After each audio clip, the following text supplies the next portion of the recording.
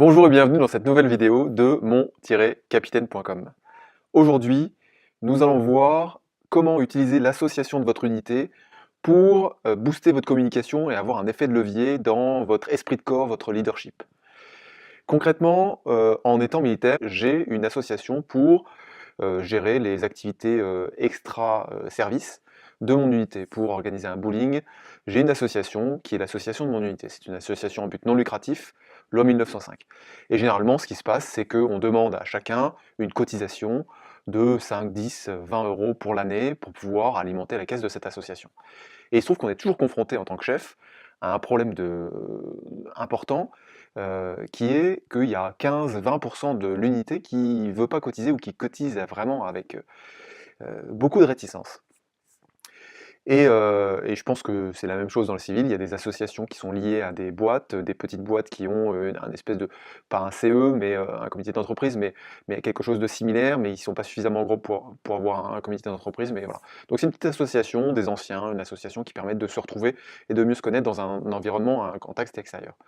Donc moi, ce que je conseille, et ce que je préconise après avoir vécu pendant 2 ans et essayer de trouver la bonne formule, c'est de supprimer les cotisations. Alors, il va me dire: «Ah super, mais comment est-ce qu'on fait pour financer à ce moment-là des activités?» Et ben en fait, on le finance, au début, sur, des deniers personnels qu'on va se rembourser après, mais par exemple, on va organiser un barbecue et sur le barbecue, on va faire, payer, la petite truc barquette de frites et on va s'apercevoir qu'on va pouvoir faire dégager des bénéfices. Donc c'est le but de cette association, c'est d'effectuer, c'est de vivre ensemble et d'organiser des activités. Si jamais l'association ne vit que par les cotisations, à ce moment-là, c'est-à-dire qu'il n'y a pas d'activité, il n'y a pas de bénéfices qui sont utilisés pour pouvoir financer d'autres activités, à ce moment-là, il n'y a pas lieu d'être. Mais comme le but d'une association, c'est la cohésion et les activités qui sont créées avec les gens qui y adhèrent, et ben en fait, on dégage des bénéfices pendant ces activités, certaines de ces activités, pour pouvoir financer d'autres activités. Voilà. Et aussi d'utiliser cette association pour pouvoir participer à des événements qui sont des événements personnels. Quelqu'un qui vient de perdre un être cher, vous envoyez une couronne, vous offrez un cadeau de naissance, et ça c'est l'association qui gère et qui propose, qui finance ce genre de choses.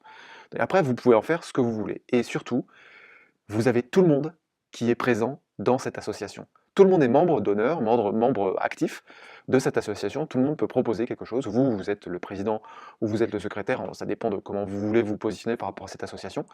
Mais voilà, c'est aussi simple que ça. Tout le monde est présent. Tout le monde a droit à cette association. Et il n'y a pas de cotisation. C'est gratuit. Et c'est d'emblée. C'est-à-dire qu'on ne pose même pas la question aux gens. Les gens sont dans l'association. Si ça vous fait réagir, je suis preneur de vos feedbacks. Et si vous voulez aller plus loin, vous pouvez toujours cliquer sur le lien qui est juste, qui va s'afficher ici, ou dans la petite fiche qui est là, ou dans la description de la vidéo, pour justement recevoir 3 outils ou 7 secrets qui vous permettent d'être plus zen et mieux organisé. Et vous mettez votre prénom et votre email, et je vous l'envoie directement, c'est comme ça et c'est gratuit. Voilà, je vous dis à très vite dans une prochaine vidéo. Rendez-vous demain, c'était Rodolphe de mon-capitaine.com. Au revoir.